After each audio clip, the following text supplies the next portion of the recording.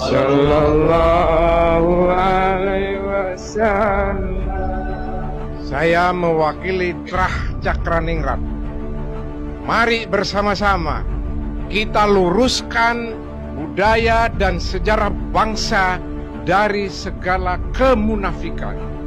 Merdeka! Jangan pernah takut di siang bolong untuk melawan oknum-oknum yang ingin merubah sejarah dan nama marga Bekasi. Siap! Jangan pernah takut di rumah sendiri. Kalau ini tidak dirubah, maka anak cucu kita tidak akan bisa merubah. Nah, ini saya bangga. Mulai dulu bertahun-tahun yang lalu saya mempertanyakan tentang Asgaf ini pada Ridwan Mahfud, Ridwan Saifuddin dan lain-lain. Untuk itu saya sekarang bersyukur kepada Allah Ta'ala dan berterima kasih kepada semua saudara-saudara yang malam ini ikut andil berkontribusi di dalam pelurusan nasab kita dari rongrongan atau penjajahan marga-marga yang lain. Saya bangga menjadi Duriya Saudara Muhammad.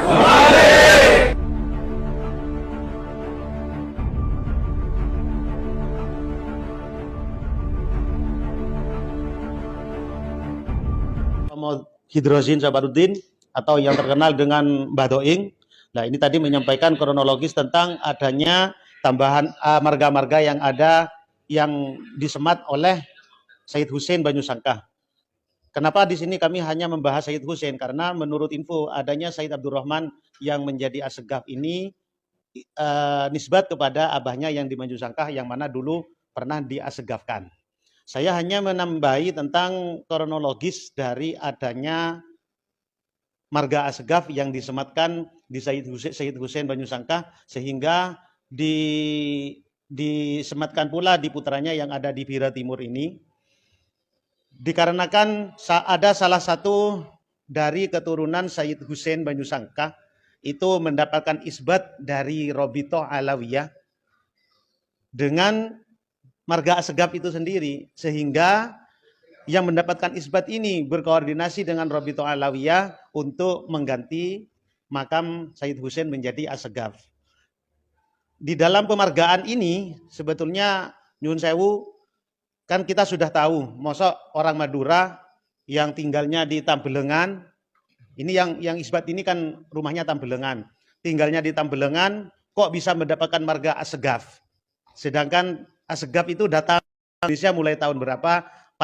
Insya Allah semua sudah sama-sama tahu. Kok bisa di sini Sayyid Hussein jadi Assegaf, itu tidak sesuai dengan logika. Logika, ilmu nasab, ilmu logika, ilmu pasti. Jadi semuanya harus sesuai nalar. Makanya jika orang yang tidak bisa menerima logika, artinya orang itu adalah cacat logika. Kalau cacat logika beda tipis sama ODGJ. Nah, terus kenapa dalam hal ini saya kok mengupas tuntas tentang masalah pemargaan ini yang dilakukan oleh Robitoh Alawiyah? Karena teman saya cerita sendiri ke saya, beliau pernah sowan ke salah satu tokoh Habib yang sangat masyhur. Beliau ke sana dengan menyampaikan data-datanya ini, dan ternyata padahal beliau itu jelas keturunan dari ini, bukan dari Yaman dan lain-lain. Tapi ketika nyampe sana, beliaunya itu teman saya ini, udahlah kamu saya bikinkan buku nasab aja, nanti margamu jadi marga bin Sahil. Orangnya masih hidup, kalau memang ada yang menyaksikan, monggo saya pertemukan.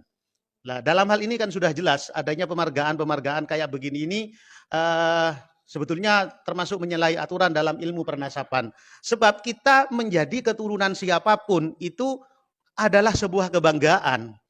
Adalah sebuah kebanggaan. Dan kita perlu tahu juga bahwasanya mulia di hadapan Allah itu bukan yang nasabnya mulia atau apa, tapi inna akramakum indallahi atqakum, kan begitu. Ini sudah jelas.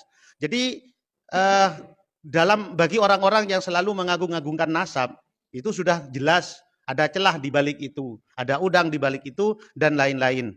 Maka dari itu untuk langkah kita selanjutnya ialah makam Sayyid Abdurrahman bin Sayyid Hussein Banyusangkah yang di sini ditulis Assegaf ini. Nah, insya Allah malam ini juga akan kita bongkar. Lagian jika dilanjut ke bawahnya yang bin Magdum Ibrahim ya, bin Magdum Ibrahim